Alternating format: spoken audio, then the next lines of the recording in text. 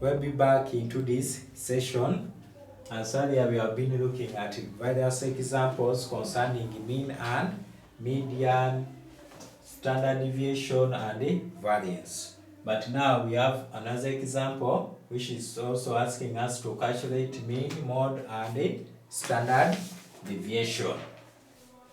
So the question reads that the table below shows the lengths of flowers from a certain plant. So they have not specified that length may be in meters or centimeters. But they have said the length x is measuring from 7.5, 8.5, 8.0, 8.5, 9.0, 9.5, 10, then 10.5, and 11.0. And then they have given the corresponding frequencies of those lengths. And then the question is saying find the mean as part A, and then part B is saying find the mode. Then part C saying find the standard deviation. But we said if you are going to tackle a question of this format, the first thing you need to do is to do the frequency distribution table such that can make your work easier and simple to follow. So to begin with, we shall start with the frequency distribution table. And we said in our frequency distribution table, the first column is always x, or the variable x.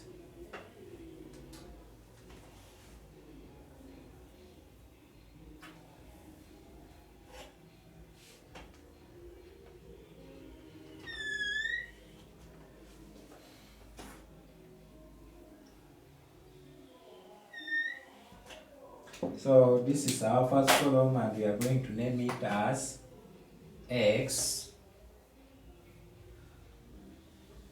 Then our variable x is coming from, or is starting from 7.5. Then we have 8.0. Then we have 8.5. Then 9.0, 9.5, 10.0, 10.5, 11.0. So we have 1, 2, 3, 4, 5, 6, 7, 8 data set.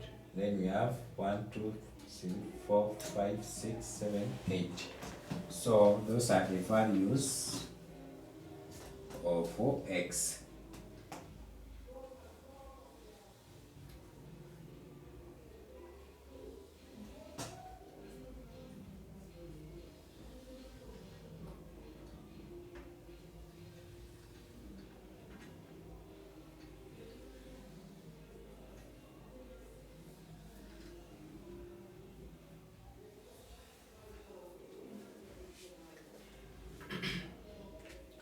So immediately to say that the second column must consist of frequency.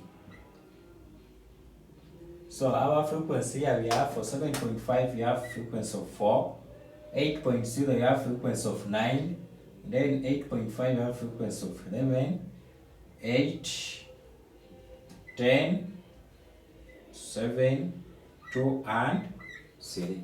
Then what we said, it's a must after finishing the frequency, and then you sum whatever value you have in that column of frequency such that you get the total frequency, or which we are calling the summation f. Summation of f is given by summing all the data under or in the column of frequency. So here we shall start from 4 up to 3.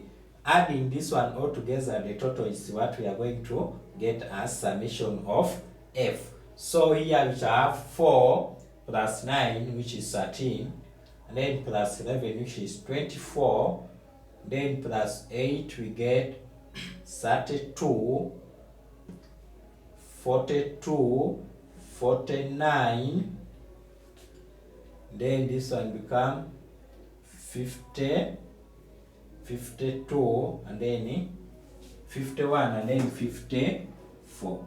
This one become 54. So our summation of f become 54, and then close that column. You have summation of f as 54. So our 54, after finishing the column of f, we say that the next columns are determined by what they have asked you to define or to find. If they ask for example, here they have asked for mean. Mean implying we need the summation of fx. So immediately what we shall need to do, we shall have to add a column of fx. So we multiply the frequency x times the variable frequency f times the variable x. So let me use my calculator. Here we are going to multiply x times f or f times x. So we have 7.5 times 4, we shall get 30. Then 8 times 9, that one we shall get 72. Then 8.5 times 11 we shall get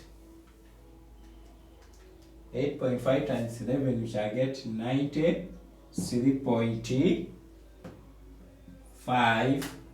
Then still we have 9 times 8, which is 72. Then we have this one 9.5 times 10, which is 95. Then we have 10.0 times 7, which is 70.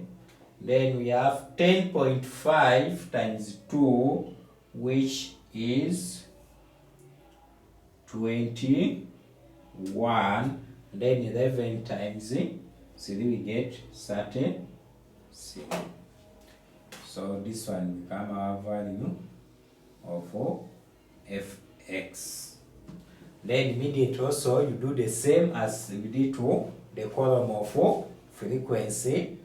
Make sure immediately after finishing you also sum the column of fx and get its total. By doing that, you would be on the right track. So summation of fx, we shall use our calculator to sum whatever thing is in this column.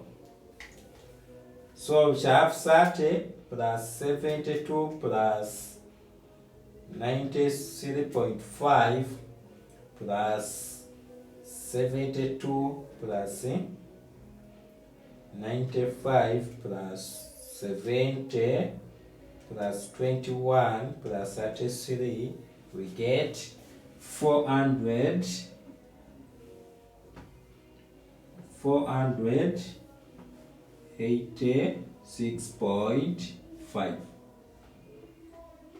We get 486.5. So that one we have finished to cater for mean. What else do we need to cater for? We need to cater for standard deviation. But we say the standard deviation is got by getting the column or getting the summation of fx squared when x is squared. And here we don't have when x is squared. So implying we need a column of fx squared. So the column of fx squared said you can either just put it direct, or you can first get the values of x squared and then you multiply with f, or you can multiply it direct and then you obtain the value. But for our case, we have said we shall be getting the value of x squared first, and then after getting the value of x squared, we come and get the values of x times f times x squared. So we are just going to square the values of x. We have 7.5 squared, we get 56.25. Please here don't round off to one decimal place really. get inaccurate answer, that will bring your working become wrong. So if you round off here, you will maybe, if, for this instance, if you round off, you will get 56.3. Now, if you round off and you are going to get the fx, this one will be 4 times 56 times 2 times 4, you will get about 225. But if you get 56.3, 56.3 times 4, you will get 225.2. So by increasing by 2, after adding all the errors in these decimal places in their respective numbers, you find that you are out of the range of the mean and out of the range of the standard deviation. Then that will make your answer to become wrong. So it is better you leave the working the way it is minus rounding off. Just put there everything you get after squaring. So we shall have 8 squared, which we have 64. Then 8.5 squared, we have 72.25. Then we have 9 squared, which is 81. Then we have 9.5 squared, which is 90.25. Then we have 10 squared, which is 100.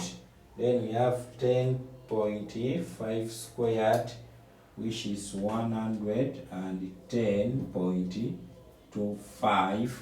Then we have 11 squared, which shall get 121.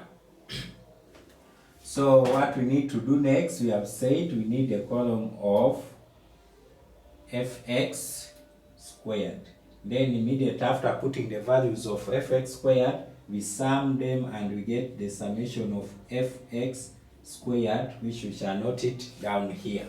So fx squared, we shall multiply f times the x squared.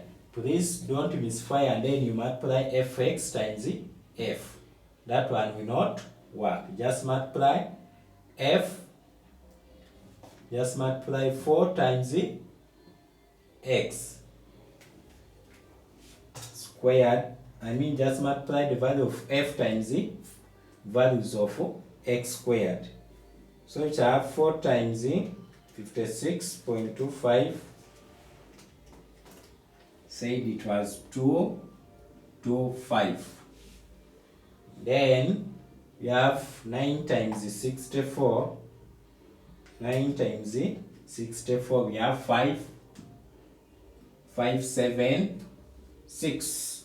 Then we have 11 times the 72.25. We have 794.75. Then we have 8 times 81. 8 times 81, we get 646.